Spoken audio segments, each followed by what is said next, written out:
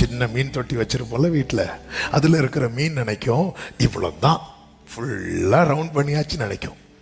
அந்த மீனை தூக்கி ஒரு பெரிய டேங்கில் போடுங்க, ஐயோ இல்லை இல்லை அதை விட இது பெருசு, அதையும் கொஞ்சம் அதிக டைம் எடுத்து சுற்றி முடிச்சது அது நினைக்கும் இவ்வளவுதான், இதுக்கு மேலே பெருசு இல்லைன்னு. அதை தூக்கி ஒரு குளத்துல போடுங்க, இது என்னடா இது என்ன பெருசா இருக்கு, அதையும் கொஞ்ச காலம் எடுத்து சுத்தி முடிச்சதும் அது நினைக்கும் இவ்வளவுதான், இதுக்கு மேல ஒண்ணும் இல்லை அப்படின்னு. அதை அப்படியே தூக்கி கடல்ல போடுங்க, அதுக்கு சுத்தி முடியாது. இதுதான் பைபிள், இதுதான் பைபிள்.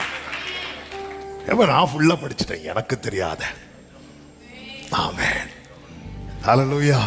நீங்க இதை முதல்ல சுத்தி முடிங்க, அடுத்து கொஞ்சம் பெரிய டேங்கில் தூக்கி போடுவார். ஹல்லேலூயா. இன்னும் சுத்துங்க, அடுத்து குளத்துல தூக்கி போடுவார். அப்படிதான் நாங்க 1000 முழம் அளந்து அளந்து அளந்து அளந்து அளந்து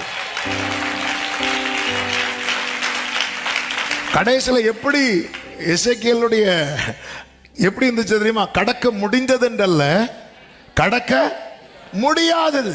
இதான் பைபிள். இதை நேசிக்கிறவர்களுக்கு மிகுந்த சமாதானம்.